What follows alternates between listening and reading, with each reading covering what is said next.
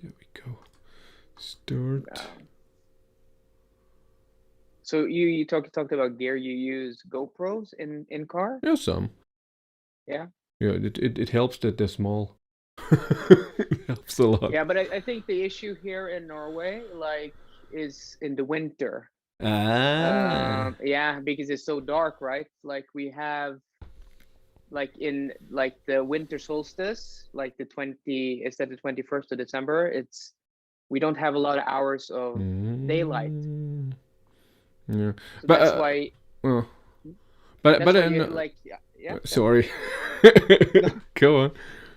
So that's why me at least, like, if you look at the cameras that me and Björn use, like, it's not like my camera A6600. It's not the most expensive, but I bought it because of the dynamic range and the low light Yeah, properties. So I Sony is could good with that. film in, like, oh, it's 4 o'clock. I can't film because I have a bad camera.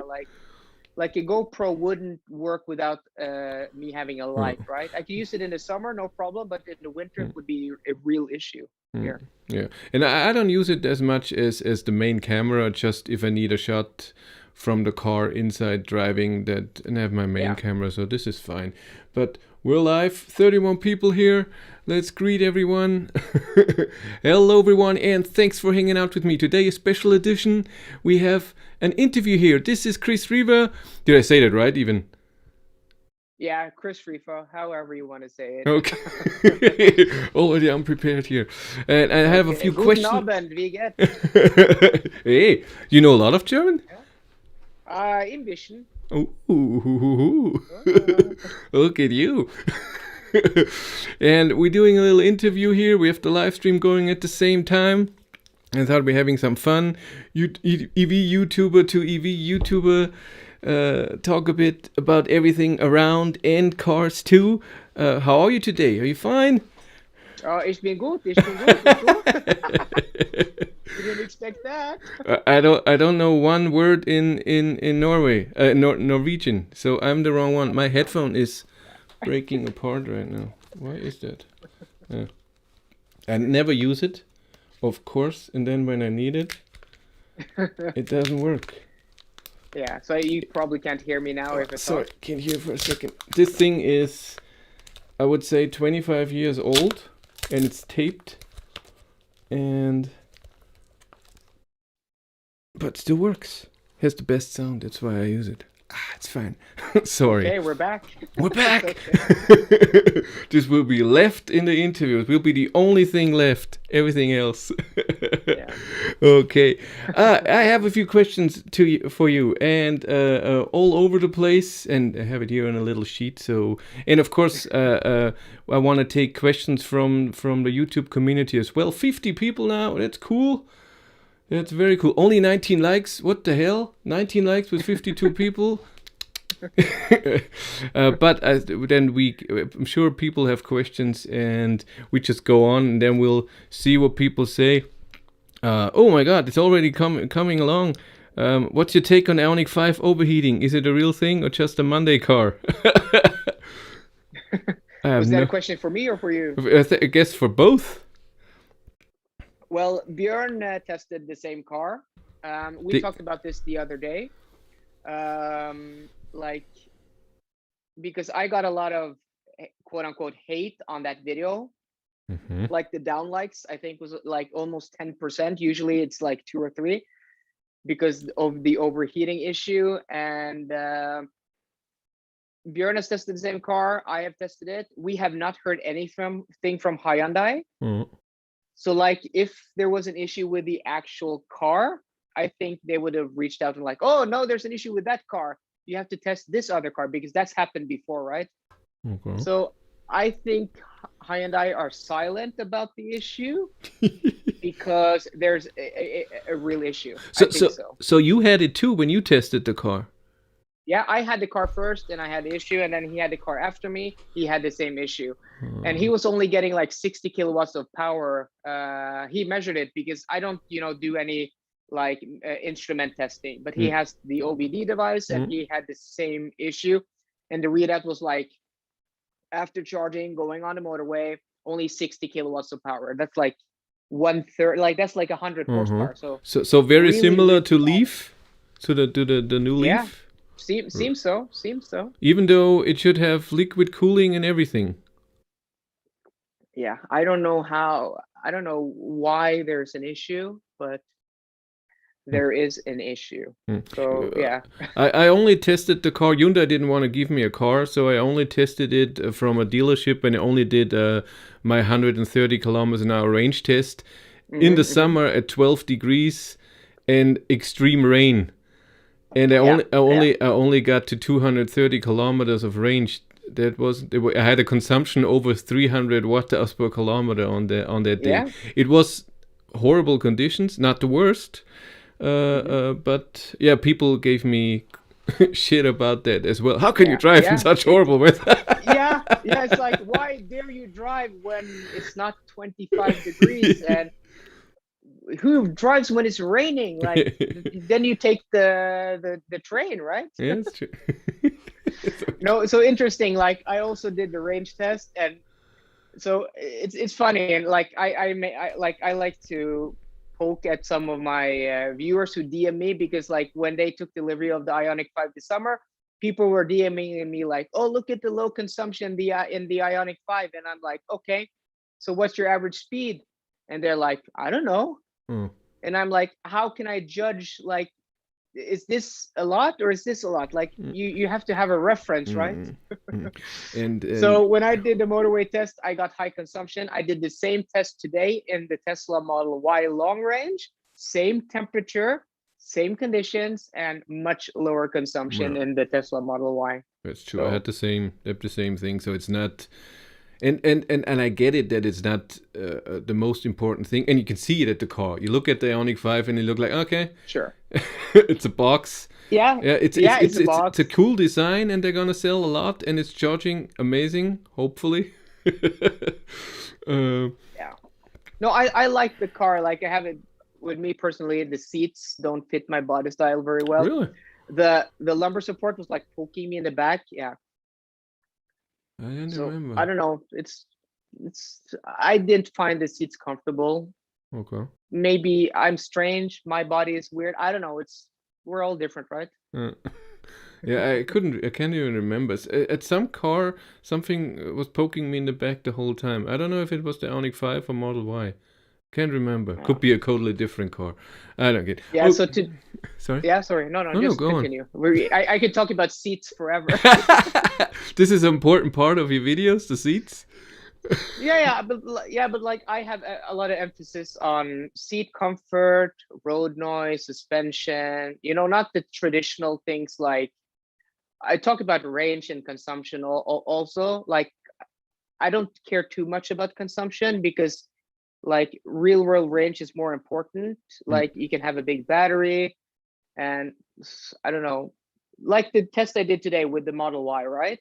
My new motorway test, at the end I have a chart where I compare WLTP rating to actual range.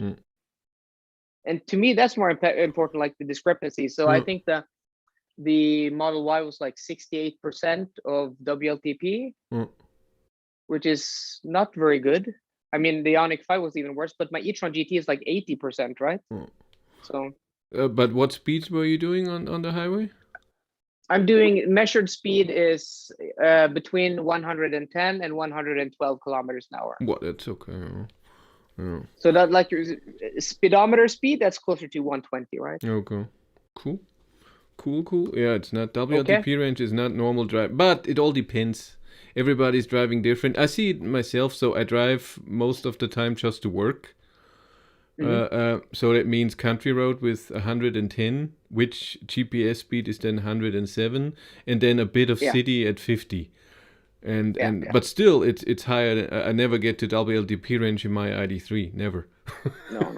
And that's okay. I knew it before. It's not a secret. So I'm the okay only with place it. I think the only place in, not maybe the world, but like in Norway, the country roads in Norway between cities where there aren't motorways, your average speed will be like between Oslo and Bergen, it's almost 500 kilometers. Your average speed will be like 65 to 70 kilometers an hour. then you'll be able to hit WLTP. Yeah, that sounds like it. I mean, unless it Yeah. goes up and down or something. But it still does. The highest peak is like 1,200 meters.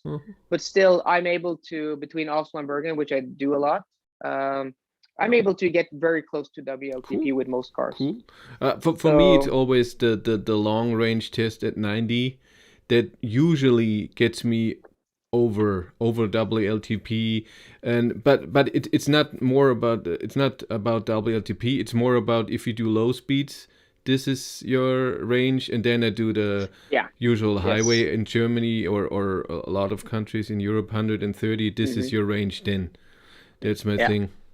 Very useful, very useful. And then Björn does the 1,000 kilometer if someone is traveling really far to see what problems the car, like the Ioniq 5 now, if you charge a few times, what can happen. I don't do that because it takes way too much time. And this 1,000 kilometer is really long. It's exhausting. It's stressful, exhausting, and it just takes a long time. Yeah, that's why I have my Norwegian high-speed run, which is 615 kilometers. Takes around 7 hours. It's like I can do that in a day. Yeah, it's still a long time. 1,000. Still a long time. I with a few cars, I had to do a range test at 90 and 130 in the same day, plus charging in the middle and to 100%. And that's then 12, 14 hours of driving or sitting in the car, and then it's okay. Yeah. Yeah. And I did that with the Model Y. And then you have to, yeah. And that's why I was done on that Monday for the Munich Motor Show. I was like, no. Oh, yeah. And then you have to edit the video, and then you have to plan it before, and then you have, it takes a lot. It takes a lot of time. Yeah. Okay, no questions yet. That's good. Let's start a bit. I have a few questions. So how long do you upload videos on YouTube? How long are you here for? How long I'm here for? How long am I going to continue? No. How long have you been doing this? So my first video went up in early February 2016. So that was my first, I think that was filmed on either the 2nd or 3rd of February. That was my delivery video of my Volvo XC90 D4. That was my very first video. Cool. And but then it was just fun. There was no intention of doing videos. No, so at that point in time, I was watching a lot of these British supercar YouTubers like Seeing Through Glass, Supercars of London, and those guys. Like, I was fascinated, like, you could watch people like, ownership of supercars. But when that XC90 was my first really expensive car here in Norway, it was like more than 100,000 euros. So I was like, nobody's made videos like this on luxury cars. So I brought my phone, I filmed, and after that, I just, it was a hobby, like for fun only, like experimenting, nothing serious at all. Cool. And at what point did you think this is something I want to do? And then you do more and more videos, and especially starting to think about the next video. This is the step. First, you're just doing a video when something is happening, and then suddenly you're done with a video, and then you're thinking, what will be my next video? So we do that now. Like at this point in time, I'm like 3, 4, 5, 10 videos ahead. I have ideas where like I can squeeze something in if I have like no press cars for a week. But at that point in time, I was just making videos for fun. Like I didn't have any intentions behind videos. But when I first started to like take things seriously was maybe after a year when I, monetized my channel, and I reached out to Volvo, and I'm like, I make videos for fun. And they're like, oh, this is cool. We're going to give you access to our press fleet. Cool. So that was maybe like 12, 13, 14 months after my first upload. Maybe I had uploaded like, I don't know, 15, 20 videos, not a lot of videos. And at that point in time, I was like, okay, I'm going to try to at least maybe do one video a week. And at that point in time, I started planning and started to get more structure, more standardized video formats at that point. When was that? But it took me, that was like the spring of 2017. Oh. So only like a year later. After. Yeah, about a year later. Cool. So I started, and then later on, I did twice a week. Like I did that for a long time. Cool. Twice a week. So is YouTube your only work, or do you still work on the side? So I have another job. I've talked about this like briefly when people ask, but I don't want to reveal anything yet until YouTube is full-time, possibly. So in the last year, like going back to what we talked about, so from 2017 to about 2020, I was doing YouTube like twice a week.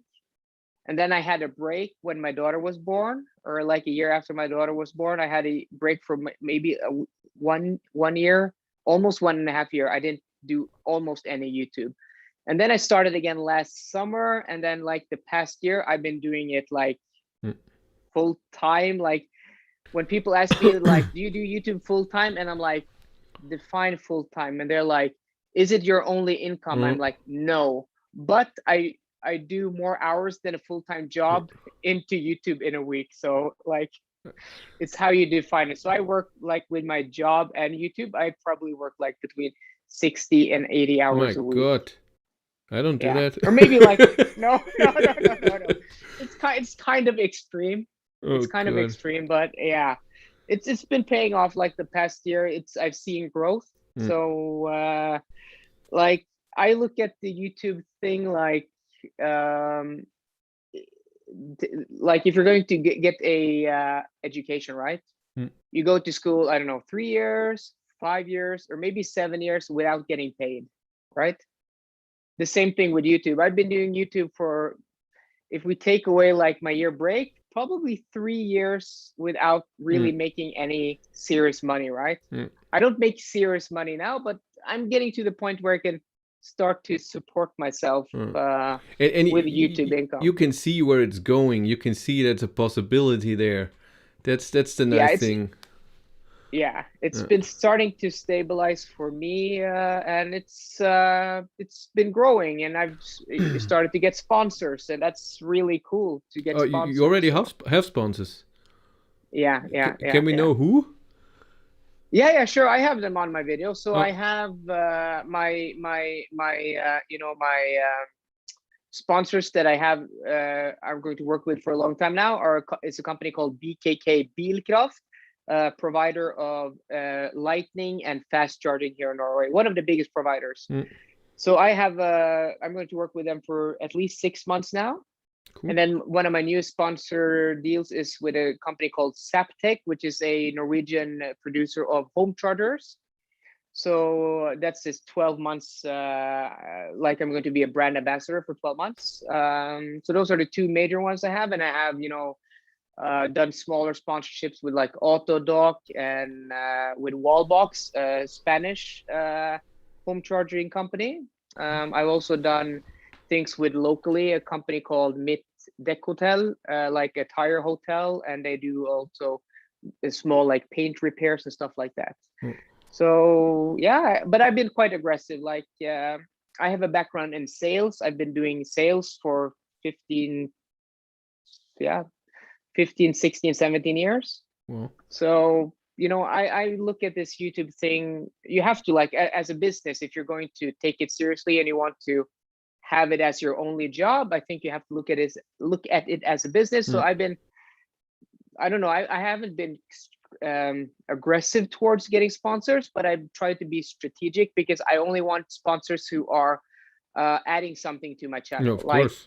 Fast charging or slow charging or whatever it's going to be. It has to be something that the viewer is interested in. Like I'm not going to do Raycon headsets. I'm not going to do Vessi shoes or Skillshare. Like, who cares, right?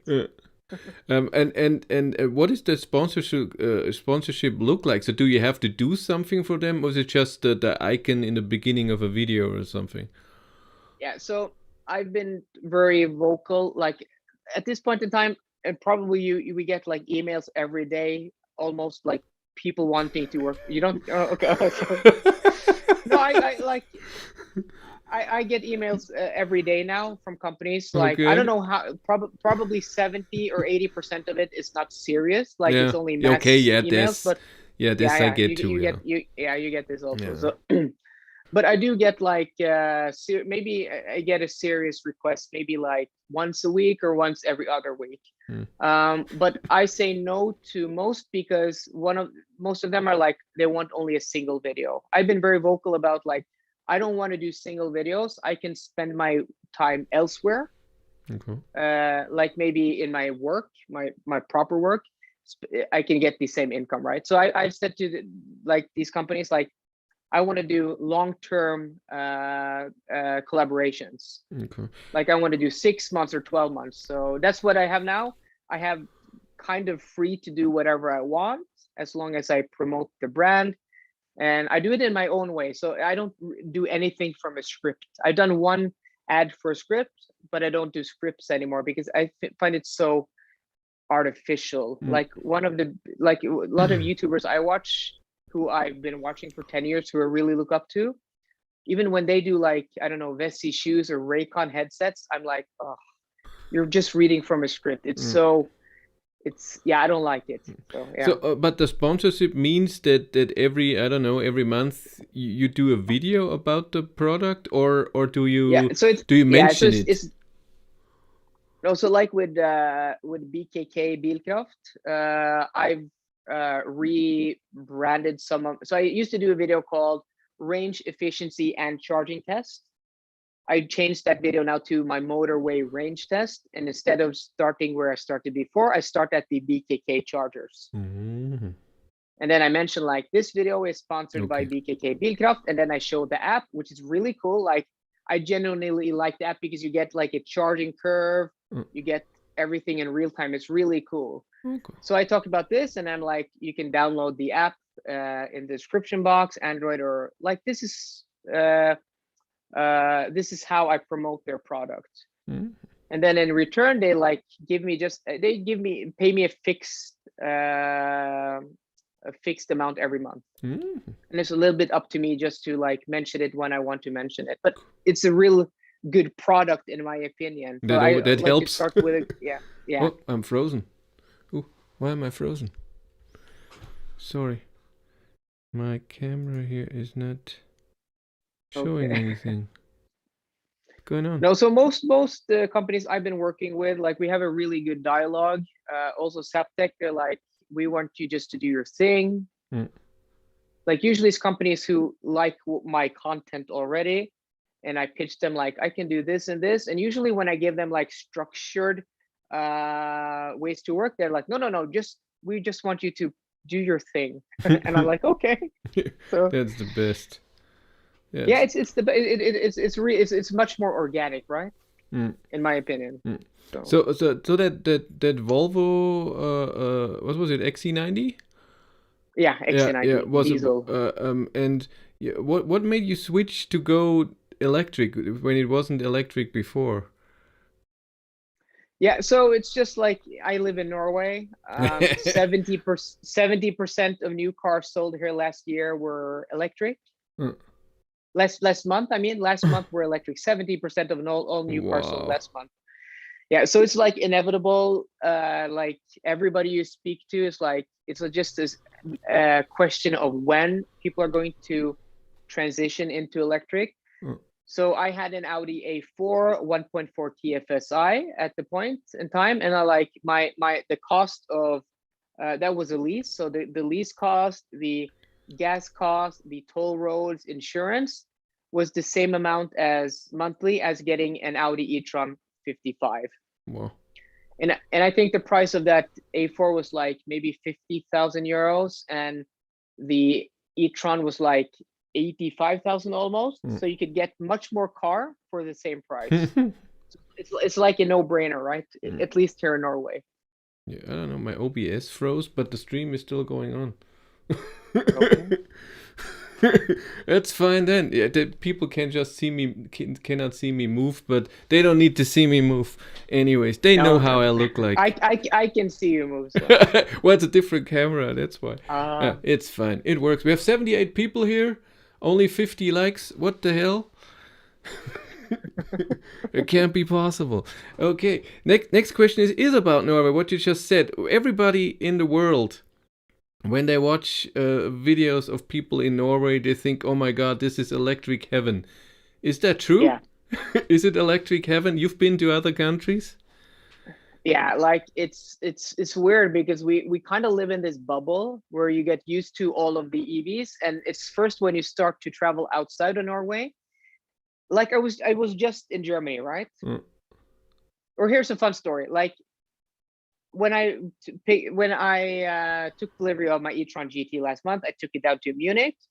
I was a whole week in Germany, and I saw one other e-tron GT. Right? Well, it's pretty new and it's an expensive car. I can understand that they're not everywhere. But in my neighborhood here, like 2-3 kilometer radius, I think they're like 4 or 5 e-tron GTs. Okay. Yeah, that's different. I haven't seen the car yet. In my neighborhood. But in all of I went to Munich. Munich is like 2.5 million people, right? I live in Oslo. Oslo is a small city compared to Munich.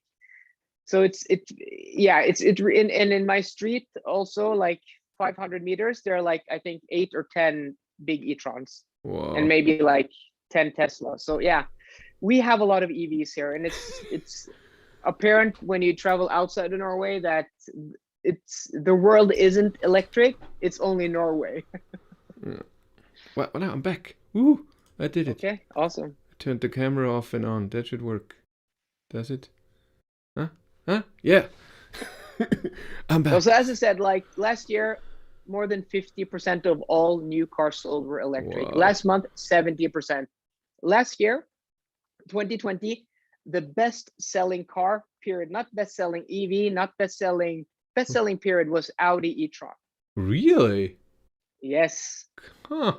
You like it big there. Interesting. So the reason is I made a video about this, but the reason is, so in Norway we have taxes on, so we have VAT 25% on cars. Wow. But on top of that we have like a tax on horsepower. We had a tax on horsepower, but traditionally we had a tax on horsepower, weight, and also displacement. Oh, so what does that mean? So that means like the bigger the engine, the more the horsepower, the heavier the car, the more taxes. So when I grew up, I remember like in mid-90s, a Mercedes S600 in Norway was more than 200,000 euros. It was taxed 100%, right? So that's our country for the past, I don't know, since Second World War, we've had high taxes on cars. Look to Denmark. Denmark have the same taxation system we had 10, 20 years ago. So cars are very expensive, but it's been changing for the past 20 years. And for EVs, not only don't we have any taxes, we have no VAT. Wow. Yeah.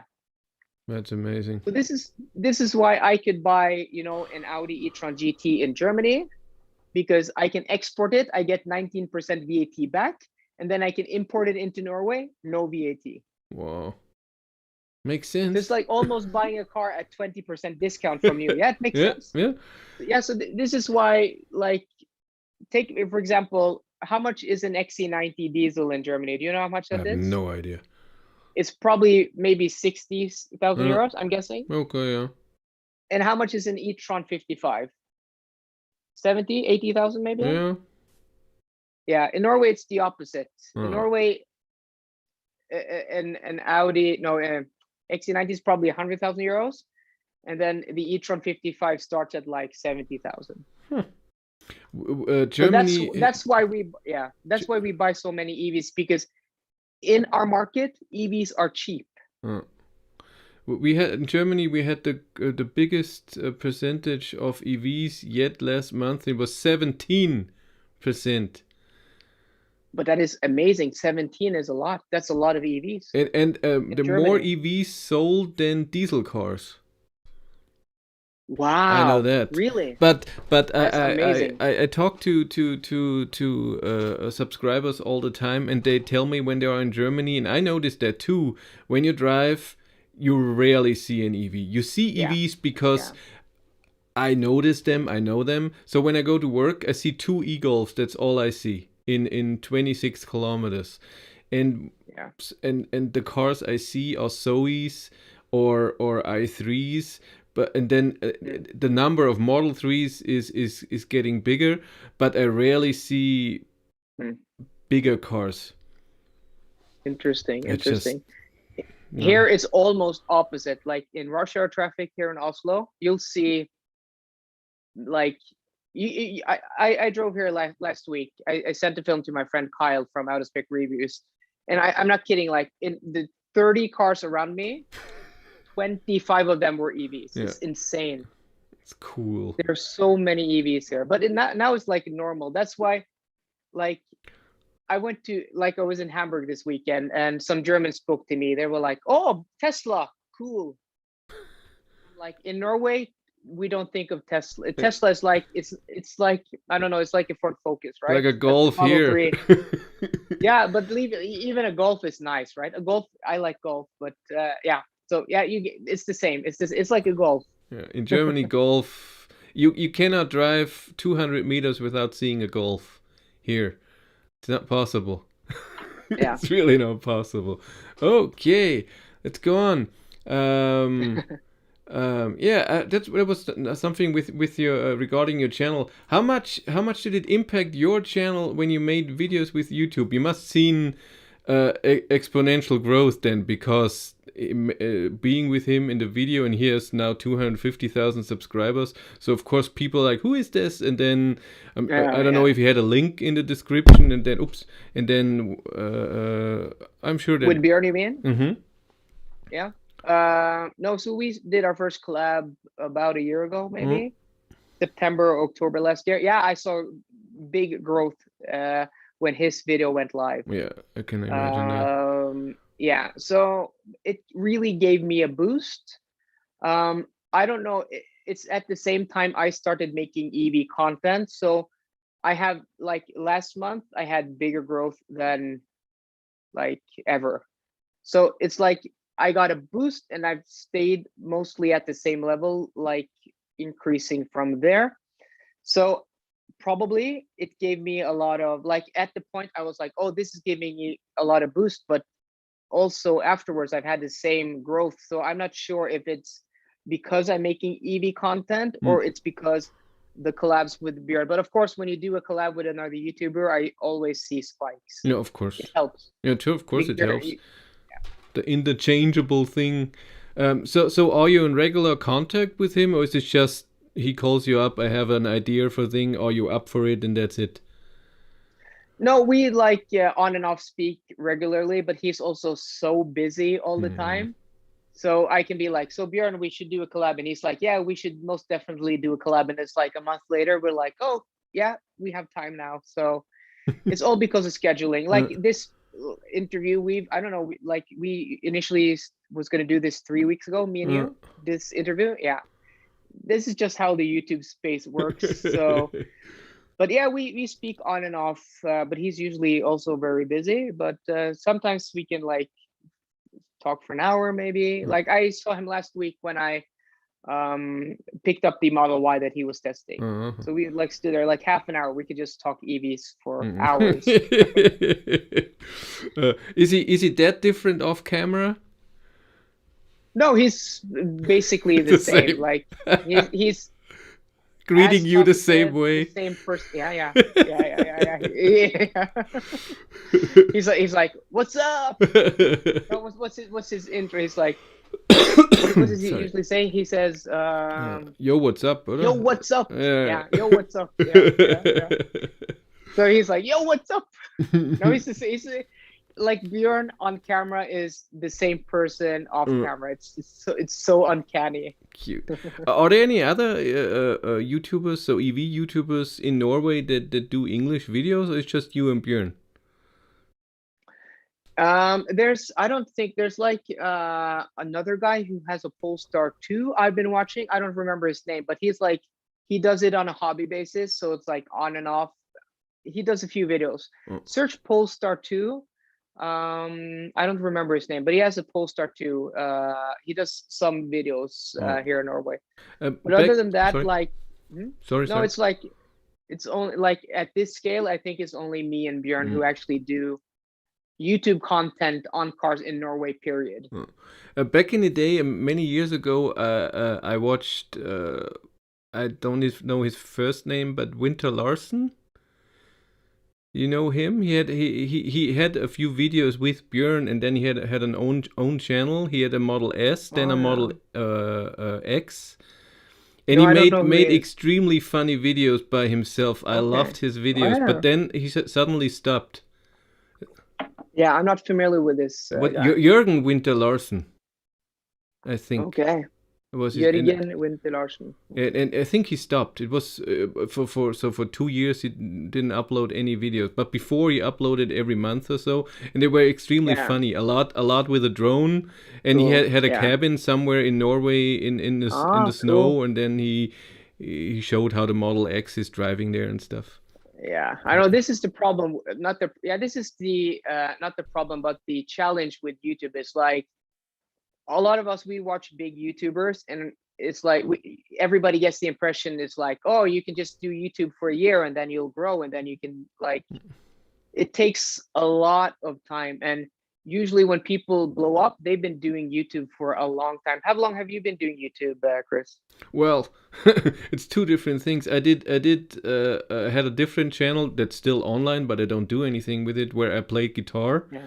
I'm cool. A musician since I'm 14, and I did covers of a Swedish death metal band called In Flames, and I uploaded, I don't know, 150 videos just with. So I recorded the song from the ground up, and then made a video me playing. And I'm over 20,000 subscribers, but because it's covered, it's cover videos. In Flames gets all the money if people are watching the video. So I never made any money. No. So maybe 20 euros a month or something, and at some point it had nothing to do with the money. But at some point, music was not my thing anymore, and then EV became my passion, and then. This started in, oh my god, I wouldn't even know, 3 years ago, 4 years ago, something like this. Yeah, so it takes time. And now, how you're now at like, aren't you at like 16.5? 16, yeah, 16. Oh, sorry, somebody's calling me. I'm going to hang up. Yeah, it's like they're calling to do a poll. Really? So it's so annoying. Yeah, and they call like 8:30 in the evening. They're like, can we ask you a few questions? I'm like, I'm already doing an interview. Yeah, we have more questions for you. Yeah. No, so this is like, you're at 16,000 now, so congratulations. I follow your channel, and I follow you on Social Blade. You know, I like to see how everybody else is doing in the same YouTube space. Like I hope, like, we're not competitors. I'm not Apple and you're not Samsung. We're I think if you do well, it helps me do well, right? Because that means there's interest for our type of content. So, and I do different tests than you do. So like, we're not ever competing. That's true. Like, that's a nice thing. Yeah, I like that. Yeah. And so I'm all about promoting other YouTubers. Like when I do videos with Björn, and no offense to Björn, but Björn never asks his viewers to subscribe to himself even, right? So, but when I go on a video with Björn, I'm like, guys, you have to subscribe to Björn's channel. You have to give, like, I want to promote the people around me, because I believe in positivity. It's nice. So guys, if you're watching this video, the stream, if you're watching this video on YouTube now, you have to subscribe to Battery Life, give the video a thumbs up, and also comment. It's very important for the YouTube algorithm. And also, if you're watching the live stream, like the live stream. How many people are watching now? 91. Yeah, so we have to get that to 91 likes. We're 68 likes. It's very important. Yeah. We're 68. Yeah, they know that they have to subscribe to you. I have your YouTube channel above your video here in the feed all the time. Thank you. You don't have to. Thank you. Of course. Hello, this is how it works. Okay, let's go on. Thank you. I appreciate it. You were at the Munich Motor Show. How was Yeah. it for you? It was so busy, and it was outdoors. It was really weird. Like it was so spread out. But like the show was fine. It was really hot that day, like almost 30 degrees Celsius. Really? Yeah, it was really hot the days we went there, and so many people, and like no possibilities to make any type of content, meaningful content. But I was able to do an interview with the head of design at Polestar. Saw that, yeah. Maximilian Mazzoni. So that was awesome. He gave me and my friend a private tour of the Polestar Precept. That was amazing. So yeah, that was the highlight for me. Cool. And also looking at the terrible. I'm going to ask you first. I don't want to preempt the question, but did you see the EQS SUV Maybach? Yeah, with the 24-inch wheels. Yeah, I don't know. That thing was hideous. It was so. It's ugly. not a car. It's like the Hummer EV. Yeah. At least the Hummer EV has more class. I know where they're going here, and the big, gigantic, luxurious thing, but I don't think that's the way to go right now. No, it was hideous. It was made for the Chinese market. Ah, they like that. And Russian, yeah. It's like it was so ugly. And then you had the star emblems, or the insert, the Mercedes emblem, the star inside on the B pillar. Okay. It was terrible. Yeah, it's so ugly. And they even managed to. I love the G-Wagon. Like the Mercedes-Benz G-Wagon is one of the coolest cars ever. And I even like the new one, the updated one, because they stayed true to the formula. But the EQG, it looks like a toy. I know. Yeah, it's so ugly. It looks weird. Inside too. I looked a bit inside and filmed it. I don't know. And that concept, that weird thing, but hello, yeah, that's what they do. Yeah, So, I wanted. I don't know. I wanted to drive the EQS when I was there because they told me I could on the press day. And I arrived. It opened at 8. I arrived at 8:30, and the list was already full till the late afternoon. And then I said, "Nah." Wow. Yeah. No. We'll see at some other point that I will find. Do you have that available as a press car yet in Germany? No. Press loan? No. I'm waiting for one here also. I asked them, and they said it should come soon. And even if it will come out, they have 2-3 cars, and I won't be one of the first on the list. So I'm not thinking this year.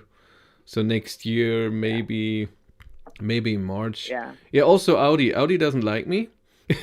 They don't like you. No, I emailed them I don't know how many times for a press car, and then they always say, okay, we have to review this, and then 2 days later, sorry, we are not willing to cooperate with you. Wow, even with 16,000 subscribers? No, they don't. Wow. No, and then I what I always do when this happens, then I contact a different press person. Yeah. Because you find someone who's like, that's cool, I like that, let's give him a car, and then the other person is I don't, what, he sounds weird, no. And so I emailed a different person, but I already saw when he emailed me back that the other one that I was in contact with before was in CC. And so I knew she knows, she then emailed me back that maybe next year we can talk about that I get a press car from Audi. Next year. Yeah, that I'm worthy. It's hard in Germany. That's hard. Yeah. Yeah. I had the problem with Kia. With 16, yeah. Oh. 16, not 60. No, I know 16. Even if you were in Norway with 16,000 subscribers, you would get every press car, I think. Oh, okay. No, Kia. So you have to come to Norway. Yeah, exactly. I asked Kia in the beginning, and they said, sorry, our department, the press cars we have is for the German market, but you speak English, therefore we do not like to cooperate. Do you send them your demographics and stuff? I sent them everything, and then Yeah. I think it took a while, and then they asked me, okay, can you send us what percentage is German? And I sent them. It was 15% at the time. It's less now. It's way more UK and Norway, and Yeah. then they gave me the Kia in euro this year at some point. It's Okay. okay. I understand, but I don't never get an EV6. Okay, same with Hyundai with Ioniq 5. I will never get a press car long. Yeah, but this is so weird because I'm not going to name names, but I have acquaintances here in Norway who are much smaller than me, who are on the EV press launch in Spain now with Kia. Huh. I'm like I don't know, 10 times your size. Why am I not getting an invite? It's so weird how that works sometimes. Yeah, I don't if you know. know people, Yeah, I if you think know so. people. And I don't have time to like reach out to everybody. Now I'm testing the BYD Tang actually. Have you seen that? Uh-uh. You don't know what that is? The big electric SUV I with know 7 seats? BYD, but not the car. Yeah. Yeah, so I got that now, but I had to email them like 10 times. I'm like, come on, guys. You have to, like, what's going on? Because like my channel isn't very large, like in the YouTube space globally, but in Norway, I'm the second biggest like automotive channel. And I just passed also, Automotor und Sport in Sweden. They have a YouTube channel. Uh-huh. I just passed them in size. So Wow. like in my market, I'm not Björn like in size, but like I'm growing. Mm. And so I had to like BYD. It's like, come on, guys, like I have a lot of Norwegian viewers, like 80,000 Norwegian viewers a month. So like that's a big chunk of the Norwegian market. Like this is going to benefit you, like if you give me a car. And they're like, okay, yeah, okay. Yeah, But it takes time. here it's different. I mean, I think I wouldn't say the only one, but I'm almost the only EV YouTuber in Germany that speaks English in his videos. Yeah. And I do that on purpose because it's not just about Germany, and there are millions of German EV YouTubers. Oh, there are Millions. And they all started with Tesla. They all had a name with Tesla. So Tesla this, Tesla that, Tesla Pete, Tesla Tim, I don't know, Tim the Tesla man, everything. No, I'm Tesla, not joking. Tim Tesla. And no, really, it was everything had to do with Tesla. And we also have a lot of journalists that cover EVs, like you said, Automotor and Sport, the German one version, and they get the car, of course, first. Yeah. They get invited to everything, and then if nobody is interested anymore, then I get the car. Yeah, but it's like that also. Like me and you, we're not journalists, right? Yeah. So we're not ranked up there for many. Like, thankfully, we live in 2021. But like when I started 5 years ago, like YouTube, what's that? Like video? You really make videos on cars? Don't people only read like written print? Like, so, but times are changing now, thankfully. But it's still like sometimes when I'm trying to get some products or like some collabs, it's hard because maybe there's a press guy who's like, I don't know, in his 50s or 60s, like been working for a company for many years. Like he's like, no, we only give cars to the newspaper because the newspaper is what people read. Like, when was the last time you saw somebody read a newspaper? Yeah, that happens. Yeah, I know.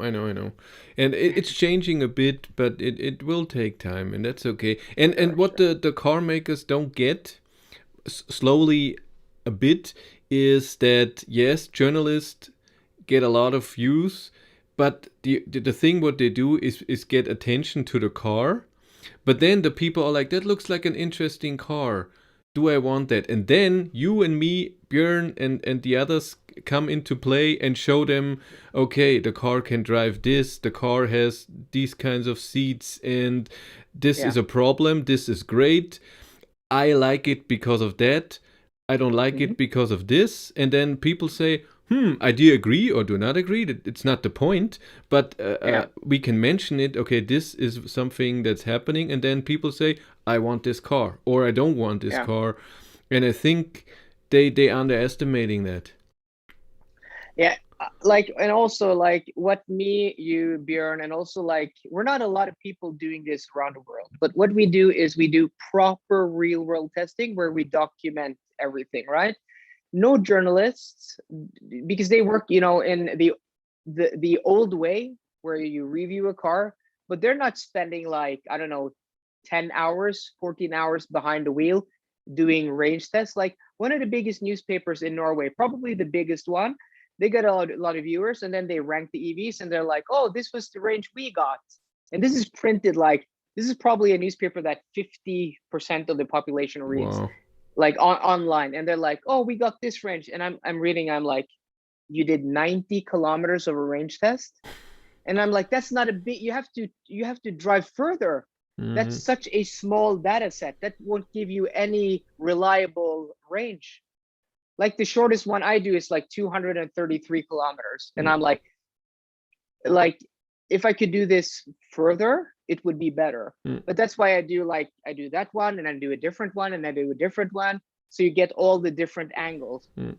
Yeah, that's great. So, luckily, the journalists in Germany, they get all cars early.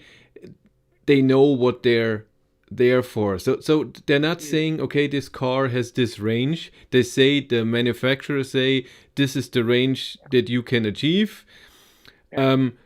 But they drive 2 hours with the car, and they're I like that they're not saying, okay, we got this range or we got this consumption. It's more about, this is the car, this is what we noticed in those 4 hours that we drove. And then I get a press car for 2 weeks, drive it every day to work.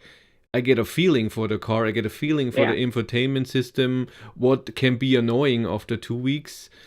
And or what is amazing after 2 weeks, where in the beginning I say it's crap, and then after 2 days I'm like, it's actually an amazing idea. Sure. And this, I think the mix is good, and the car makers just need to get that. Yeah, but that's why people come to YouTube and watch videos like us. Like we do the week tests, and then also the ownership. Like I watched your video with your ID3, right? The one, was it your 1 year review or something, where you talked about the things you liked and didn't like, and then I was like, oh, please talk about the infotainment system, please talk about like that's I love the fan of the ID3.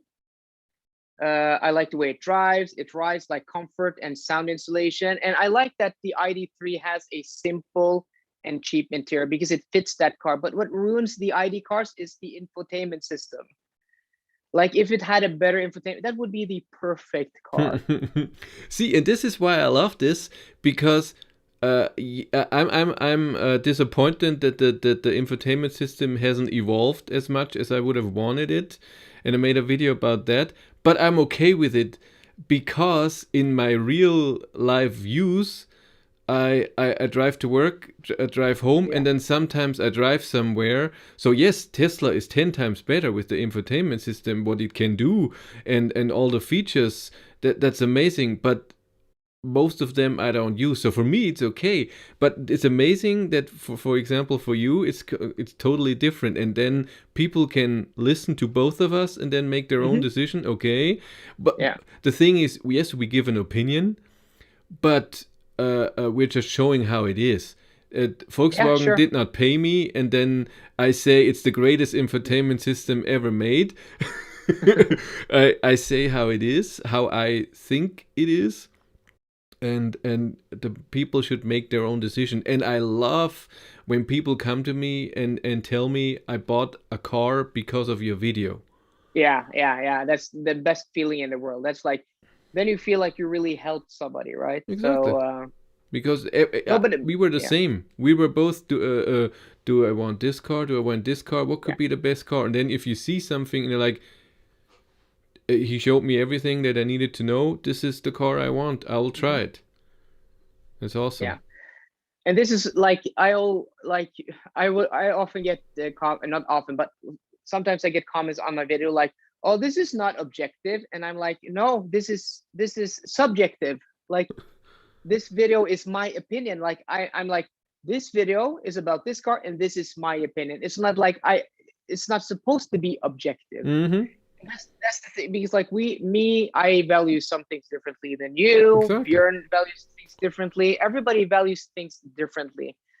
Like, we voice our opinion, but also it's our job to also show the car, to report. Like, when I do a range test, it's like, that's totally objective.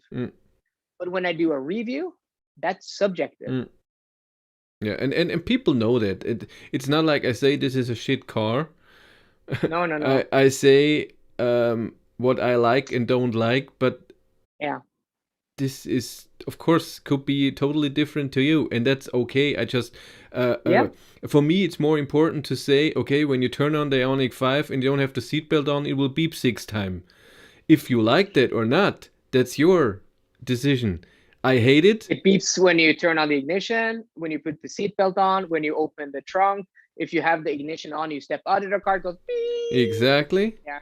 All Kia, Hyundai, and when you charge, every time the charging, what's the charging speed? It does one beep. Oh, I hate that. And for me, that's a reason not to buy a car. For other people, it's not, and that's okay. Yeah. Yeah, but people value things differently, and this exactly. is like, I'm not annoyed, but I'm so fascinated that, like, when I did my Ioniq 5 review, people are like, oh, nobody reported an issue with this, and I'm like, no, because maybe they don't find this as an issue, like they don't care about this aspect. But for me, this is important. Like, exactly. Like, I care about ride quality and, you know, comfort. And I care about like aesthetics and material quality. People were like complaining about, oh, you talk too much about nice materials and build quality. And like, but that's what I value. Like, exactly. you spend 100% of the time driving the car inside the car, right? Yeah, and so and that's awesome, because I don't care about materials at all. No, yeah. But that's, we value things differently. Exactly. I'm not wrong and I'm not right. You're not wrong and you're not right. That's your subjective opinion, and that's totally fine. And I think that's good, and people, and it's good for us to do that, because we show parts of a car, and then they're like, okay, I have this information, that now let's watch your video about it. Okay, now I have this information, now I have everything I need. And I think that's the main goal in the end. And the same with Björn. He covers a lot of ground. But for example, he never goes to work with it. He's just driving. He's more of a long distance driver. He's not a daily driver to work. And so everybody does something different. And everybody has their focus. And my focus is, as you said, is comfortability with suspension, steering, and how the brake pedal and gas pedal reacts. It's the reaction to that. That's for me very important. The drive itself, because what do I do with the car? I drive. And that's for me important. Others are materials, and for others is, I don't know, speed. and also like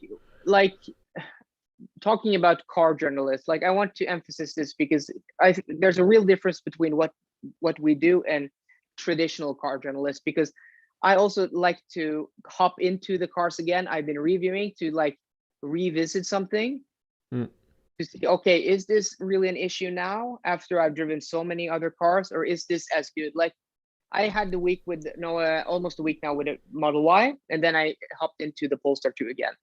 And I'm like, oh, this is so nice, the Polestar 2. Like, it feels so nice and solid, and like the materials are so nice, and all the controls, like the clickiness of the buttons, and how easy the infotainment system is, and like the seat. And I'm like, yes, this really is probably my favorite car at the 50,000 euro point, is the Polestar 2. Because for me, it does everything very good. It doesn't have the best range, but it has good range. It doesn't have the best charging, but it has good charging.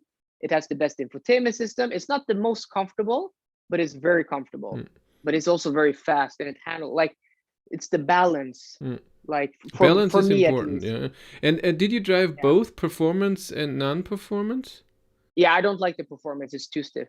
Ah, okay, because I only drove the performance and it was horrible No. suspension-wise. So the normal one is Drive way an better. yeah, normal one on 19-inch wheels. Drive one, it's really good. Oh, okay. And like I try to it's hard to communicate, right? Because people have different expectations and also people use different terminology. So I'm trying to like expand my communication skills and vocabulary on suspension, comfort and feel and all of that, Okay. right? Because it's hard, like, oh, this is comfortable or not comfortable. That's like, okay, it's two verbs. But okay, this is like chattery, this is, it smoothens out, it has, you know, initial cushioning, and this is things we learn like testing cars, all the different flavors. But it's hard. Yeah. Like ideally, if you could do instrumented testing of everything, Yeah. like smell, taste, like here, like smell. not possible. Yeah, but like it's not possible, right? No, but I love the smell. Like hopping into the Polestar 2. Oh, this is Napa leather. I know how Volvo Napa leather smells. Okay. It's really nice, and I associate that with the feel. Right? Okay. Yeah. Interesting. So it's all of these. Yeah, but and this is things like you probably never talk about. Björn doesn't talk about. But to me, it's like the experience. And for me, cars is like the experience. Yeah, it is. And I totally understand for other people it's about sheer numbers, and I totally respect that, but this is how we are different, and I appeal to different audience than other YouTubers, and that's like it, that's my niche. Your niche is that, and other people's niche. There's room for everybody, right? Yeah, exactly. Okay, a big one now. What do you think about Tesla fanboyism? That's always a big topic here on the channel, because I always said that I won't buy a Tesla just because of Tesla fanboyism. Because every time when I test Tesla and I say anything negative, anything doesn't matter. Yeah. And I honestly, I've been wrong before, and I did it in a wrong way before. So I had a time where I was extremely honest. So when I was cranky on that day, I was cranky with the car, and I said it. I don't like this car. Yeah, we have 102 people watching. Cool. And Great. And that's sometimes I was for example, I tested an Audi e-tron from a dealer just for 2 hours or so, and I hated it. It's just not my it's just not my car. It's the best car in the world. How can you say anything else? Exactly. Like, my opinion is that it's the best electric car. And I can't be wrong. So you obviously exactly. Your opinion is it's false. Exactly. No, but I honestly I was more a bit cranky with the dealer, how it all worked. It was a bit weird. Sure. And then I only had the car for 2 hours. I drove a bit and it was swimming around everywhere. And I was like, what is this? This is not a car. And I gave it back. But this is shown, of course, in the video. And afterwards, I came down and I was like, okay, maybe I should have handled this a bit more professional. And the same with the Model 3. I never drove a Model 3. And then a friend of mine, we both went to a dealership far away, because there's nothing close by. 200 kilometers away is the next Tesla service center or dealer. And we drove a Model 3, and oh god, I said it's too much power. and then fast forward to when I test the Volvo XC40, the dual motor, 300 kilowatt. This is awesome. Yeah. I need this in my life. My ID3 needs more power. No, but that's interesting, because it's all about your experience. It's about your mood. It's about the smell, right? This is why I mentioned, like, we're human beings. Like, we have all these senses. But also, like, you have everything is within context. I tell this to people, like, we don't live in a box, right? We don't live isolated. Everything is connected. So I love the XC40 P8, and it has amazing power in the context of it being an SUV, in the context of it having great ride quality, in the context of it being like spacious, but it's still a very compact car, right? It has a big interior, it has a big trunk, but it's still only 4.4 meters long. And in the context of it looking great, like, it's everything is combined. And then when this is what we talked about, the balance. So when I drive that car, I'm like, oh, this power is amazing because everything else is very good.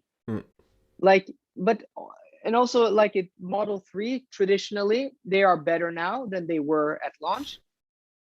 More like a one-trick pony, like, oh, terrible build, terrible solidity, lots of creaks and rattles, and terrible suspension. The seats aren't very good, but it's very fast.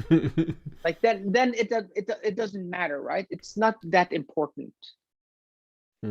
So, but to answer your question, Tesla fanboys, it's not only like fanboys in general, I'm not a huge fan of. I find them funny, but Tesla, but also annoying. Like Tesla fanboys is like when me and Björn and Powell did the Arctic race and he drove the standard range plus, Tesla fanboys were complaining like, oh, if you drove the long range, it would be more fair. And I'm like, what are you talking about? More fair? It won. The standard range plus won. You wanted to win even more? Like, they're never happy. Like, they're never. I think that's what fanboyism is. Everything has to be perfect, and we overlook. And what really annoys me is like I could make a video about a Tesla, and people are like, "Oh, you're so biased against Tesla. Like, you only talk about negatives with Tesla," and I'm like, "That's not true. Look at my test of the ID4. Terrible interior, boring to drive, horrible infotainment system. Like, I haven't been more negative about the car than the Volkswagen ID4. Also, people call me, oh, you're such an Audi fanboy. Look at my review of the Q4. Like, so expensive, and then the interior is not very good. Like, this is not good enough. I'm negative about cars when there's things to be negative. I don't care about the brand. Like the EV I rank the best in that 50,000 euro space is the Mustang Mach-E. Up until I drove that car, I was like, why would anybody buy a Ford? Yeah, but instead of a Volkswagen, instead of a Peugeot, why would you buy a Ford? But now I rank the Mach-E as the best EV in that space.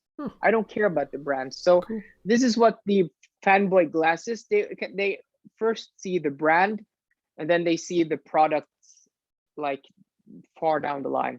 It's annoying. I got the best comment here. Stop bashing ID4. No, it's like the positive. It's very cheap. Like, you can get in Norway, you can get the 77 kilowatt hour one for like, is it like 35,000 euros? It's impressively cheap. It's like if you need a family vehicle, it's perfect. But it's just like we talked about Volkswagen Golfs. In Norway, the Golf was the most popular car for 20 years. Everybody I know have either owned one or their parents have had one. Everybody has an experience with a Golf. And what I liked about the Golf is like it felt always so solid, and it had a really nice interior. This is not true about the ID4. This is not Volkswagen IDs. And especially when it's like a 35,000 euro car, it should have some soft touch plastics. Like in an ID3, I can get it. It's a cheap car. But an ID4 should have There's a not nice so much interior, difference in the price anymore. ID3 to ID4 is not a lot. I think it's 2,000 or 3,000 euros. Not. That's it. Okay. Okay. I should revisit that. It's fine. It's fine. Have you been accused of being a fanboy of something? That they love to do Audi, that too. Audi fanboy. You said that. Sorry. Yeah, but I mean, I of course. My channel built on Volvo is an Audi Because I've had many Audis, but Audi make good cars. Like you can't blame me for somebody making great products. Like, as we agree, the Audi e-tron is the best EV, right? Of course. I need a gigantic car. I need that. It has to be taller than the Eiffel Tower, and that's my thing. I mean, I get that all the time. Every time I make a video that ID3 is great, I get that I'm a fanboy. And then if I make a video about something that's not so good, then yes, we were right. Yeah. It's a crap car. Yeah. That's how it is. That's okay. We did. Oh yeah. How the with the your new car? How is the e-tron GT so far? Oh, I love it. I love it. It's the best car I have owned, but I haven't announced this yet. But I'm probably going to sell it now because it's done too many kilometers. Really? Yeah, I've done 10,000 kilometers with it, and I have a Porsche Taycan Cross Turismo on order, but that's delayed. So I made a video about this. I won't get that before January. I was going to get it like next month, but it's delayed. So the plan was to have the e-tron GT, drive 10,000 kilometers, and then get my Taycan Cross Turismo. But now, since it's November, December, January, at least 3 months away, I don't want to put more kilometers on it because then I'm going to lose a lot of money if I sell it. So true. I'm probably going to try to sell it now, and then if somebody buys it quickly, like we're going to price it aggressively, and if it's sold quickly, I'm going to get a new e-tron GT. Okay. Because I'm such an Audi fanboy. No, it's an amazing car. Have you driven it? No. Haven't even. The suspension. It's no. Yeah, it's then okay, we have a deal now. If I sell mine and I buy a new one, I'm going to fly down to Germany, pick it up, and then I'm going to swing by you, and then we'll do something. I can come to Munich. Okay? It's fine. No, I don't know where I'm going to. Oh, okay. Maybe I can buy one somewhere close to where you live. Oh, cool. Mobile.de is it's a very nice place to shop. Cool. And so you never keep cars very long, or is this just now? No, the longest is like 2 years, but now it's like this YouTube thing. If I can at least break even on a car, like my big e-tron, I'm going to lose a lot of money. It's not sold yet. I'm probably going to lose like 15,000 euros. Yeah, it's really sad. In a year. It's a lot of money. But if I can at least import cars from Germany, sell it for the same as I bought it for, that's cool for YouTube. That will make, then I can have more fresh content. I can have more different cars. So that's something I hopefully can make happen in the future, but we'll see now. It's an experiment selling my e-tron GT now with 10,000 kilometers on it. And is it so much different than the Taycan? Yeah, it's exterior design is completely different. It's so much better looking than the Taycan, but that may be because the Taycan is very common here in Norway. Like it's like we were having lunch here like a month ago in Oslo. And then I kid you not, of course, a nice part of the city, 3 Taycans after each other. No, I see Taycans, but not very often. No, it's very common. Like I see one, if I go out to drive in my neighborhood, I'll see at least one Taycan. Yeah, so it's very common. But and then interior also, yeah. Sorry? No. It's just. I've seen the e-tron GT only at in Munich at the motor show, and I've seen it once when I was doing a test drive with a car. I don't know if it was ID3 or if it was EQA. I can't remember. And there was a camouflaged a prototype charging at Ionity. I've seen that. That was everything I've seen from him. So yeah. I haven't driven the Taycan. I asked Porsche, they said no. And my relationship with Audi. Yeah, they love you. And I love them. Yeah. That's how it is. Okay. Okay. Next, we can do the next one. Oh, of course. A question, because I haven't seen that. Do you do live streams at all?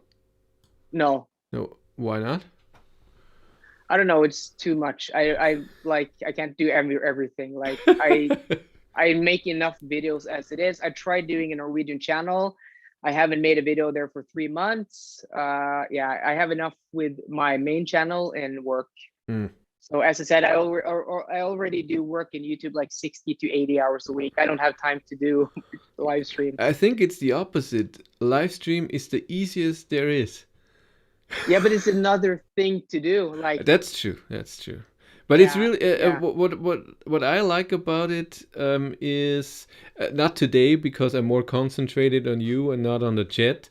But usually, I get information, I get feedback and ideas, and it's a connection. I like that a lot. So people are coming more on the live streams, and I recognize the names.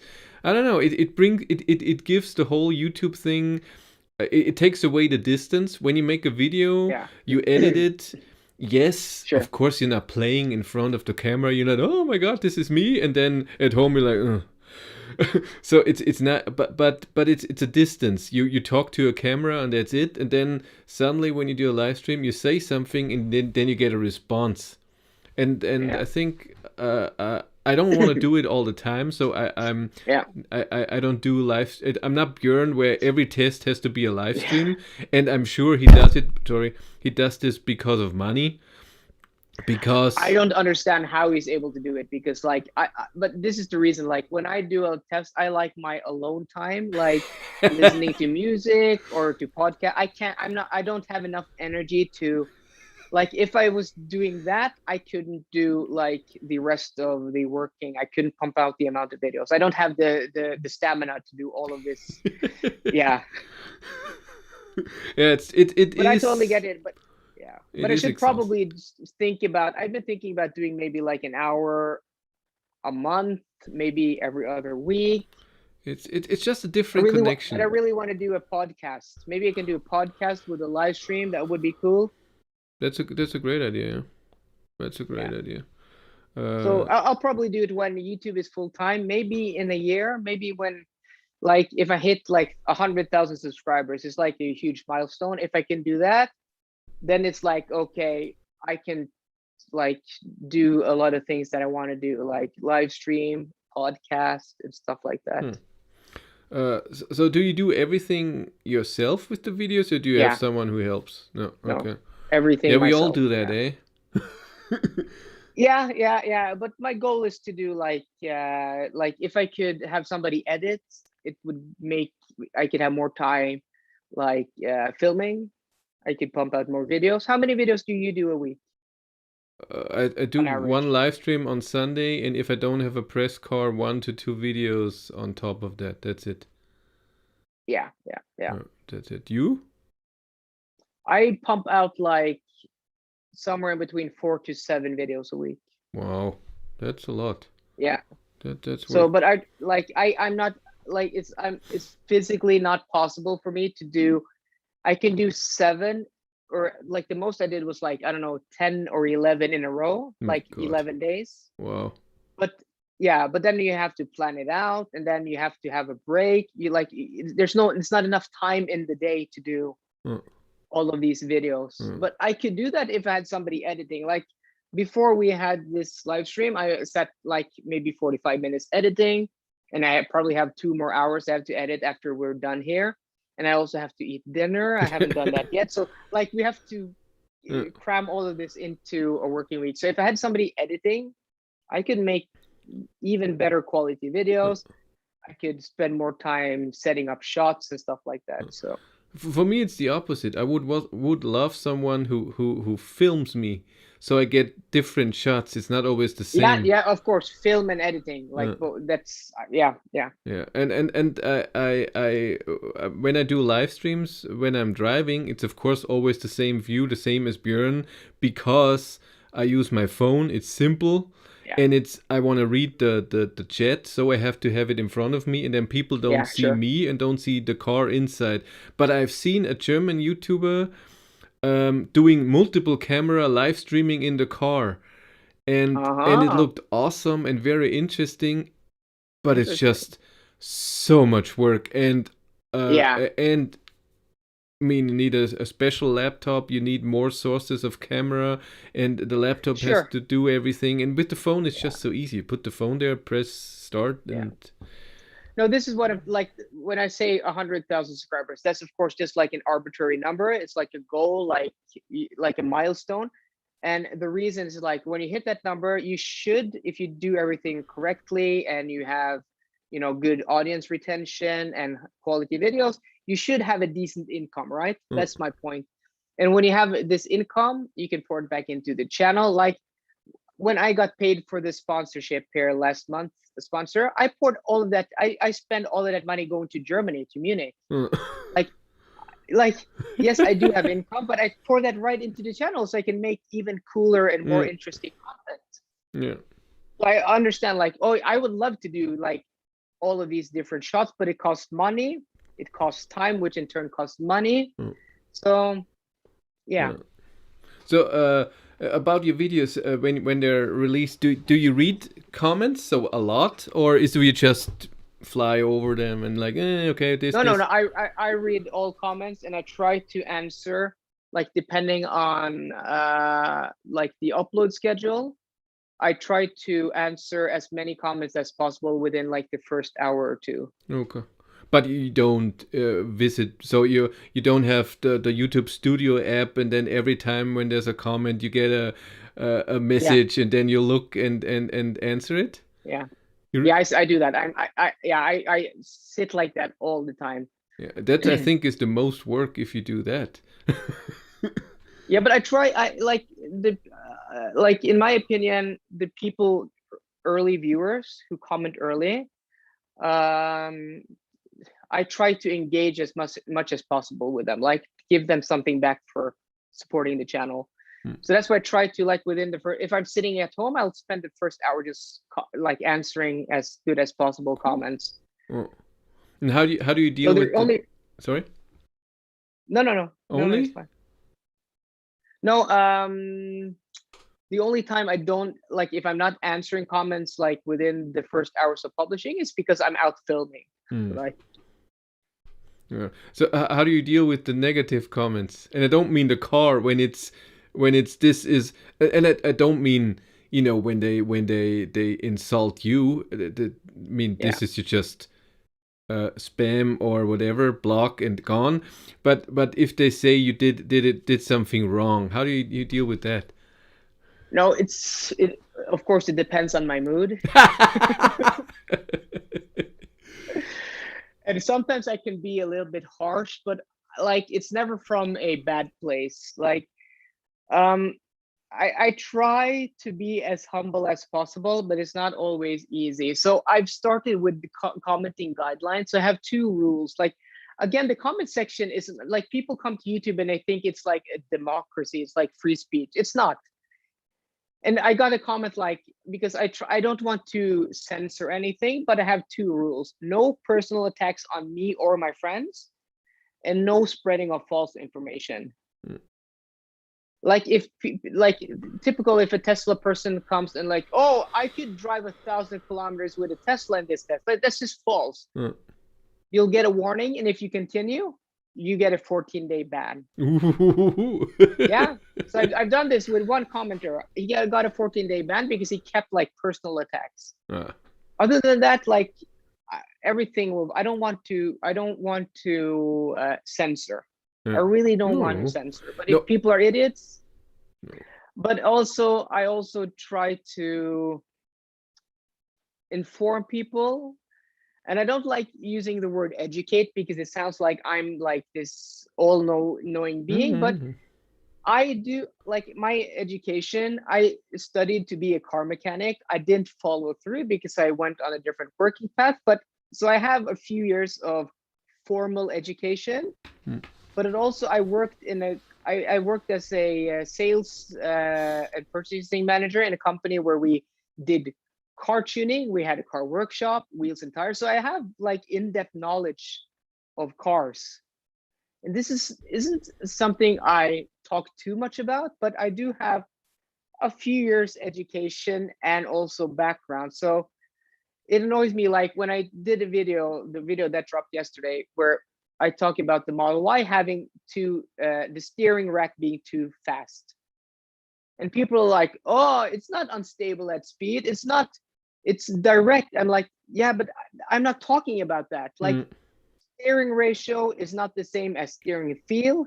It's not the same as directness. It's like, and this is a little bit like, I do acknowledge that I probably have to, if I'm going to talk about specifics, I probably have to become even better at differentiating.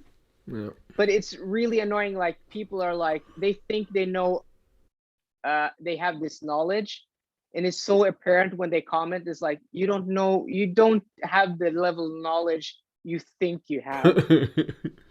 And then I have to educate them. I hate that, but sometimes you have to. And I don't do it for them. I do it for other people reading the comments. My biggest problem, what I have with, so negative comments, I don't care. If they attack me, I don't care. Go on. I'm used to it. Like I said, I was doing the guitar videos since 2001. Yeah. And I'm just gonna get a little bit of water. It's okay. Yeah. You can hear me? Yeah, I can hear you. So the car videos, the guitar videos when I did, and people said this played wrong or you look stupid, I'm used to that, so I don't care anymore. But what I can't stand and is when people don't watch the whole video. Yeah. When they see the first 2 minutes and they saw the title and they're already commenting. Yeah. Because they didn't like the title and they don't know where it could be going. Even though I try to explain, and the title is maybe sometimes, I don't say clickbait, but maybe it's a bit harsh. So if but I just want to interrupt you there, because this is just how YouTube works. And I've done clickbait titles, and people say, oh, don't use clickbait titles. But if you look at your analytics, the videos that perform the best, like within the past year, without even a shadow of doubt, are the titles, the videos with clickbait title. It just works. But sorry. And there's a difference. I mean, there's clickbait where you say something that's, I wouldn't say misleading, but it means something else. And you say this car sucks, and then there's a picture of an ID3, but in the video you drive the ID3 to pick up a different car, and this is the car that sucks. This is misleading. You're not lying. No. But this is misleading. But if you say, watch this, then you know everything about something. Why not?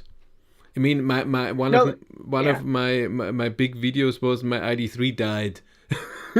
And it didn't die, but battery was just out. So the 12-volt battery was empty, but still, it didn't work. Well, it died. No, but this is interesting because, like, us as creators, we have to experiment, right? And we have one goal in mind, is like doing this full time, right? Like, I have a goal. You probably, I don't know, you haven't told me that, but I'm guessing your goal is to do YouTube full time at some point. Yeah. This is the goal of most YouTubers, right? And you have to get there, you have to have some sort of success. You have to have videos that get views. Like, this is just a part of the game. But the video I uploaded yesterday is, I'm just going to find it now. I don't remember the title. So the title is, Tesla Model Y Autobahn Test, Pushing It to the Limit. It's like, okay, cool title. But the thumbnail is like, unstable at high speed, ? Right? And people are like, oh, you're so negative. And I'm like, how is that negative? It's like, it's a question. Like, doesn't matter. Read that as, no, if you read that as negative, it's only because you have a negative mindset. And then people are like, oh, why are you saying this is unstable at speed? And I'm like, dude, I say so clearly 3 times in the video. I answer the question because there's a question, unstable at high speed. We answer the question in the video, and the answer is, it's very stable at high speed. I say that 3 times, but the steering is too direct.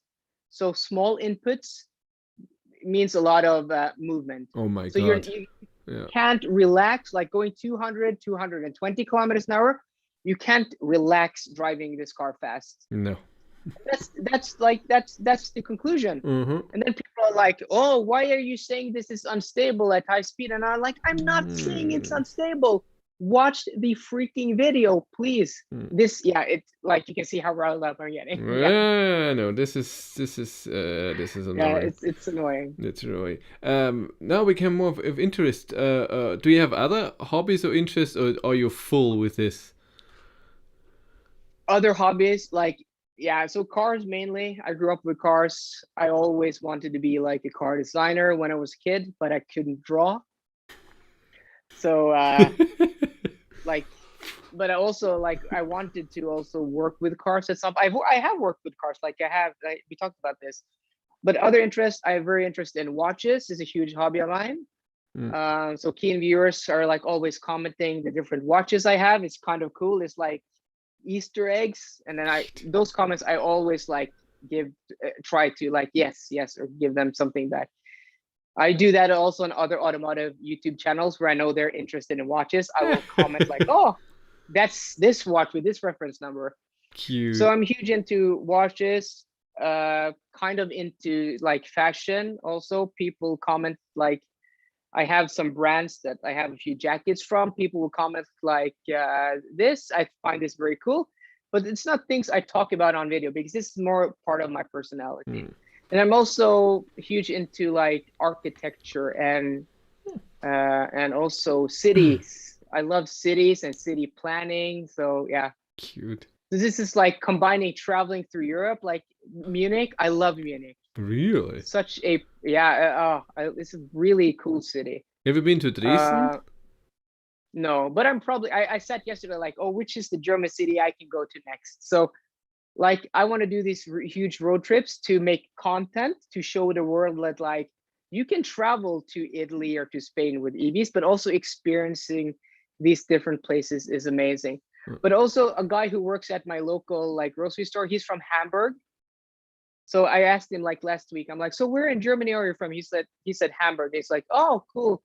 And I told him I went to Munich last month, and he's oh, I don't like Munich. Hamburg is so beautiful. And I don't want to offend anybody, but I prefer Munich because it's a large city, but Hamburg is very huge, right? Hamburg is second largest city in Germany. It's a very big city. Never been. But Munich is very big, but it still has this cozy feeling. You don't feel you're in Hamburg. Feels like a really large city, but Munich is a very large city, but it feels at the same time very cozy and homely. So I like Munich. Cute. And last question: what other YouTube channels do you watch, and not EV, not about cars? Okay, not EV YouTube channels. Okay. So I watch so many different YouTube channels. Really? Not cars and not EV, or not EV. Whatever you want. So car channels, I watch the British YouTubers, but again, I make so much YouTube videos now, I don't watch too much. Throttle House from Canada, I love those guys. James and Kate. who's this? The Canadian guy. Oh no. No, James is the British guy. So Canadian YouTube channel called Throttle House, really cool. Of course, Sam, Seen Through Glass. I also watch another YouTube channel I watch a lot is VFX Artist Reacts. I know that, yeah. Yeah, I'm huge into films also. I like movies. Cool. Screen Junkies, also a really cool YouTube channel. I watch. Oh, you caught me totally off guard now. I also I'm huge into space and astronomy. Huh. So I have so many interests. It's we can make a whole different interview about that. I'm the whole technology guy. I watch Linus Tech Tips, MKBHD, and stuff like this. MKBHD. No, so before I worked with cars, I worked in consumer tech. So I was a store manager at an electronics store from 2007, 2006 to 2011. So I'm huge into tech also. It's just interesting. That's why, yeah, but it's interesting because I want to draw a parallel because I started watching MKBHD maybe 12, 13 years ago. And then I saw a shift because you had all of these YouTube channels going in depth into tech, and then you had traditional media doing the reviews. And the traditional channels were like, I don't know, 3 minutes, 5 minutes, 8-minute videos. But then you had YouTube or tech YouTubers doing like 15, 20, 30 minutes. I think the same thing is going to happen with EV YouTubers. Like the space we are occupying now, hopefully, like I may be wrong, but I've said this to Björn so many times. I think in 10, 15 years, he's going to be like the MKBHD of I think no, so but too, I see so many parallels because traditional media, they're not able to cover. Oh, sorry, Siri. Talked. Yeah, so I don't think like what we're doing is so in depth, and I see so many parallels to EV tech YouTubers. So cool. That was my question. So I thought that maybe people have questions here. So to the chat. Probably not. give me a few nice questions. We have 107 people here, 120 likes. Usually I stop at 100 likes on my Sunday stream. It's always a thing. When we are at 100 likes, I stop instantly. The stream? No. You stop the stream? No. Then there's no incentive. Like then people won't like. They just want to keep it going. No, they want to. Oh, I want to have a nice Sunday, not to have to watch him. Does anyone has a question? Give me something. I have to go through this. There was something in the beginning, of course, right in the beginning when we were talking, but then, oh God, it doesn't even show the whole thing. Oh God, it's way too much. I'm going to post it. I'm going to Tesla. Give me question. 105 people. Who's there? Chris, I've been talking Ioniq, so much. No more. Hey, someone's asking, when are you doing an Ioniq 3 review? I don't have plans yet because I have so busy scheduling, but I'm probably gonna get around to it at some point. It's not a car I have prioritized because there have been comments, but in Norway it's an EV with it has rear wheel drive, like but power. Power? Yeah, it has 280 horsepower just from rear wheel drive, or 280 kilowatt. No, what was it? Was 80 power? But that's not like. Was more. Again, we probably have different perspectives on power. No, I forgot. Maybe it was more. No, it's 280. It's 280 or 286 maybe. It's 280. Okay. That's correct. It felt good, and for a car this big, it had very low consumption. Yeah, I'm probably gonna test it, but like, in my opinion, it's like it's a slow car. That sounds weird, right? But it is. It's not. It's not fast. Like I drove the Model Y now, and I'm like, oh, it's okay. Even when I got my e-tron GT, I'm like, this is. I remember this being faster. Does 0 to 100 in like 4.1. Yeah, it's nothing, eh? Where it's so weird the world we live in, like with EVs. Where does he want to live the most? Live? In the whole world?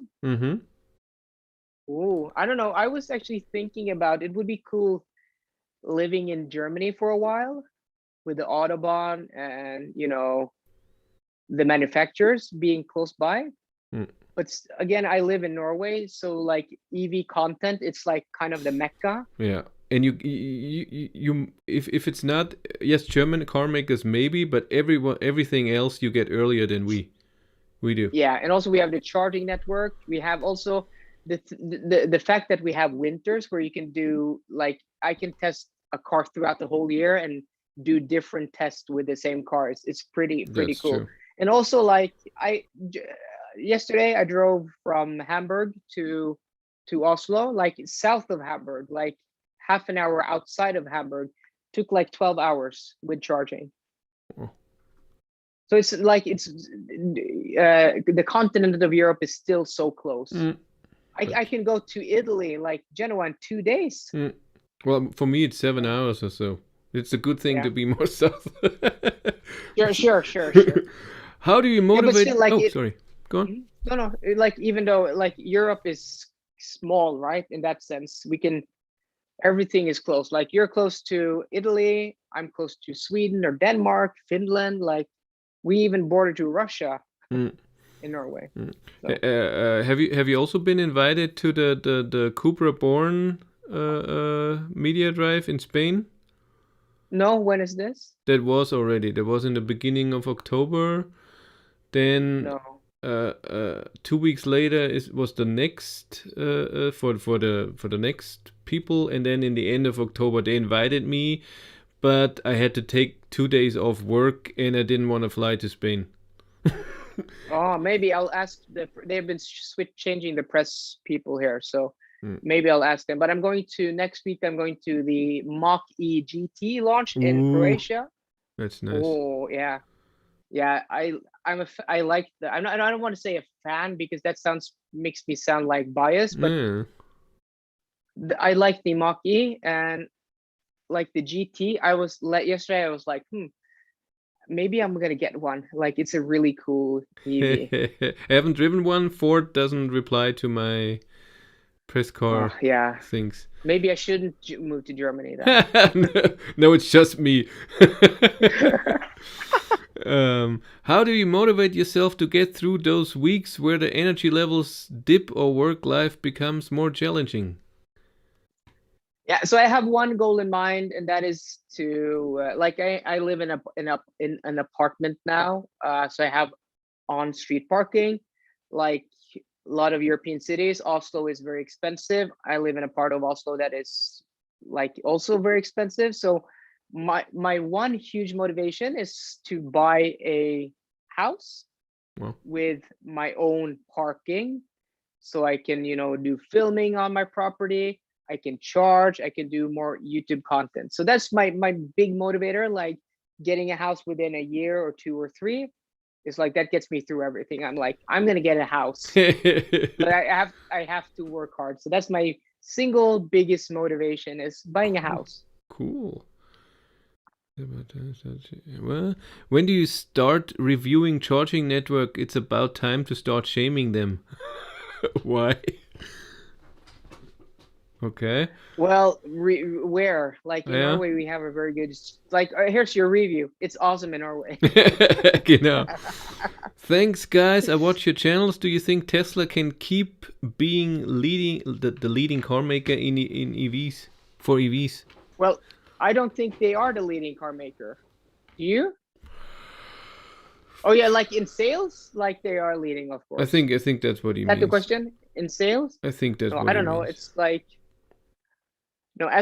as the market gets more saturated, they're going to lose their market share. Of course, like everything else. Like Apple was the biggest phone manufacturer at one point in time, and then as everybody else starts doing the same thing, like it's just inevitable. And it doesn't mean that their products are getting any worse or preference is shifting. It's just like Tesla early adopters. It's cool, like with touch phone, smartphones when they were launched in like 2007.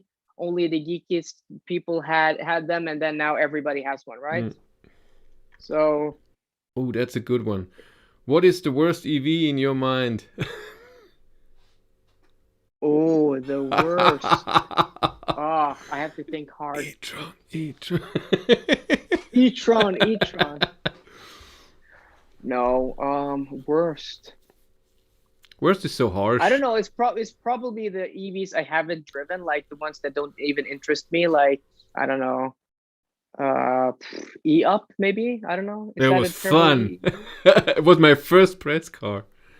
But like, how do you define worst? Like worst range, or like just for you? Everything like it's just your opinion. You get into the car, you drive it, and then after your test, you say, "Nah, this is not a car I would ever in a million years think I would." Even if it would be the cheapest car and everything else would be expensive, I would buy an ICE car instead. Oh, this is hard because I don't think I don't think any cars are like EVs are terrible. Okay, what was the car you disliked? I don't know. I'll have to look. Yeah, I'll have to just let me scroll have to go through my, like, which is the one. Like, I'm probably missing one. Like, let's see. my channel. Let's see, videos. Which is the one I have driven that I didn't like? Like,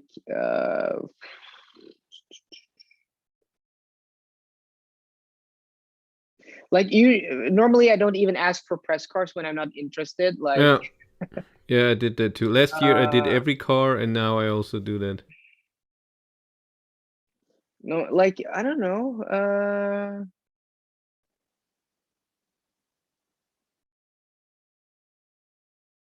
I can't answer that. I'll have to think about that one because there's the one I wouldn't buy. Like I would probably at one point in time, like if we're talking about the sub 30,000 euro, I like the ID3. I like the Peugeot E208. I like. It's cute. I don't know. They all have.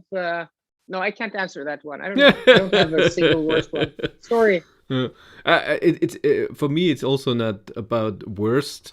It's just I think I counted the other day 31 different cars, and the car that was the least for me and that I would ever think of was the Peugeot E2008. I like that. It's so quiet and comfortable. It's the interior, like compared to the ID3. Again, you don't care about interiors, but build quality, materials is really nice, and I like the way it looks. So no, most definitely, that's high on my list of cars I like. See, that's great. Yeah. That's great. Even though it doesn't have the best range, and GOM is terrible in that car. Oh my god! And the app. Yeah. Did you connect the app? Oh yeah. Where it wanted you to drive for 30 minutes so the app could work? Yeah. Okay, now my earphones are losing power, so. Oh, okay. So we wrap it up. Yeah. Is there anything where? Yeah. And also my cameras. Yeah. Everything's beeping now. We lost. Can you hear me? Yeah, of course. I hear you. It's all fine. Because now it's on my speakers there. Still fine. Like I said before. Yeah, no. We'll just keep going then. Yeah, but you said that the other camera stops too? No, it's 9%, 8%. It's fine. No, but it's okay. We did an hour. What was it? Where did I see that? I thought I see that somewhere. How long? Well, we started almost 2 hours. Yeah, we've been recording for almost 2 hours. Yeah, okay. That's true. No, we can do less if you want. Let's go to 2 hours and then we can end it. And there's people are saying maybe the worst car will be the Dacia Spring. Yeah, well, I done a review on the Dutch. What's the SUV one called? No idea. A few years ago in Turkey on holiday. Dutch. The SUV one, the petrol or diesel. Okay. But I don't know. I love luxury cars, but I also like basic transportation. Like I love cars, period. So like with the ID3, it's cheap. I like the fact that it has a simple interior. It is cheap. Like at different price points, I value different things. So I don't know. I'm rooting for the Dutch. Yeah, they usually have really good ride quality. I've seen the first test of a German YouTuber and didn't look impressive. So I'm just alone how it's built. That top speed is 130 and no power, and then uphill it starts to slow down and stuff. Okay, so, maybe problem. Yeah. So we'll see. And it's just cheap. It's extremely cheap. And I asked Renault for a press car. They say they will come soon, but maybe I just get one from a dealer for a day or something. We'll see. Yeah. I don't know. I drove a Renault Zoe here last week. For the first time. Really? I thought I was going to hate that, but I liked it. Like super comfortable, spacious, good visibility. I'm like, for 25,000 euros here in Norway, it's like, yeah, I can recommend that car. How were the seats for you? No, I didn't drive it. Only city driving. Okay. So I didn't have any issues at all. But again, I didn't drive it long enough to make, any Yeah. And everybody's different. I did the 90 kilometers an hour range test over 400 kilometers in the summer, the ZE50 Zoe, and my back hurt like crazy for 2 days after that. Horrible seats. Yeah. Interesting. The old Zoe was this really looked cheap and crappy. The newer, the ZE50, it's a good EV. That's okay. Yeah, that's the new one I drove. The new one. Yeah. Yeah, that's okay. The old ones is just, and especially the small battery, the 22 kilowatt hours. Yeah. That's not a car. Yeah, but nothing else is coming up. People are now complaining that you said the ID3 is cheap. Like, they're complaining about the price? No, they've been complaining that you call it cheap. No, I call it cheap because it's inexpensive. Like, here it's 27,000 euros for the base one. Wow. Now here it's what is it? I think that the smallest battery. I get the small battery ID3 on Friday at a press car, but the one I have has the middle one, and I paid 40. Yeah, so that's in. Yeah, do you have how much? Do you have a lot of options on yours? It was the first edition, the middle first edition one. Yeah. So I know that the base, the pure, the 45 kilowatt hour one here in Norway starts at 27,000 euros. That's why I'm calling it cheap. It's like it's a cheap car. Like I think it's 35 here, and then we get 6,000 euros incentive, so 29. Yeah, so that's like how are you, like, what other cars are we, like, it's a cheap car and it also has a cheap interior. Like, I mean, like hard touch, like it is. Like, how are you going to dispute that? And there's nothing wrong about that. Like I said, I like the fact that it's a cheap car. It's simple transportation, but it has great ride. It's super quiet and feels solid and is spacious. Its small turning circle is awesome. Oh my god, yes. Yeah. And like, I never thought this would be important. If it comes with a GTX one, I'm probably gonna get one. Yeah, I'm working on Volkswagen like a crazy person to get to drive the IDR. So they did a prototype just to test. Where it was 150 kilowatt front and back. The GTX will have the small motor in front, but they made a prototype just for them to test with the same motor front and back. And I'm riding them to give me the car, but what they're saying is it's a prototype, and for a prototype to drive on a public road, you need a prototype license in Germany. You cannot just drive that. Yeah, but I'm trying. But the GTX ID3 will have like probably the same power output as the Skoda Enyaq IV80X. It will be the same motor as ID4 GTX. It's all the same. So 330 horsepower or something. Whoa. Yeah, that's a cool car. Yeah, well, then with the big battery. That could be interesting. If somebody can make that and light up the HVAC controls and give me a volume knob, like there should be like a Bluetooth one you can attach, then I'll get one. That's cute.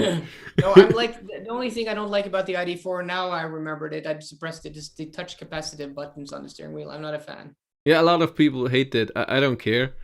For me, yeah, sure. Like, if you don't care, you don't care. Like, I'm not going to tell you anything. Yeah, of course, right? And it has tiny advantages that you can do the sliding thing, and I do that always with my cruise control. Sure. So sliding up is 10 kilometers an hour more, and sliding down 10 less. The same with volume, but it's not needed. You're totally right. If this would be a normal button, I could still work with it. It's not like the touch sensitive buttons make it better. Not at all. No, and like if, and this is like to everybody watching, if you don't care about something, like you don't care, like that's the best scenario in the world. Yeah, but like it's the best scenario. Like something like I find that as a major negative. If you don't care about that, like I envy you. Like I wish I wouldn't care about that, but to me, but I'm looking for the Cupra, the Elborn, if that has physical buttons. It has, yeah. I don't know if it has. Yes, it should. I heard that. Yeah, then like that's why I prefer this Skoda Enyaq to the ID4, because it has much more physical, simpler controls, in my opinion, better ergonomics. So it's a better car in my opinion for me. And for me, it was not, because I hate the instrument cluster. This 10 kilometers away instrument cluster with that tiny thing. What the hell is that? Yeah. Yeah, I understand. But and again, I don't care. Like I value the other things exactly, higher, and right? that's the great thing. Well, two different human beings having different preferences. Wow. Oh my God, is that possible? Yeah, is there anything else? I think we're done. Yeah, I don't see anything here. But that's cool. Thank you so much for doing this. I enjoyed it a lot. Yeah. I didn't think it Yeah, me will too. do that for 2 hours. I'm sorry to Yeah. keep you that long. No, this is voluntarily. You're not forcing me to do anything. So. Well, very, very cool. Okay, say bye to the live stream, and I say bye to you in a second, so we can wrap this up Auf properly. Wiedersehen. Yeah, exactly. Tschüss. Bye, live stream. We'll see Bye, you live stream. Thanks soon. for watching. Let's stop that stream and.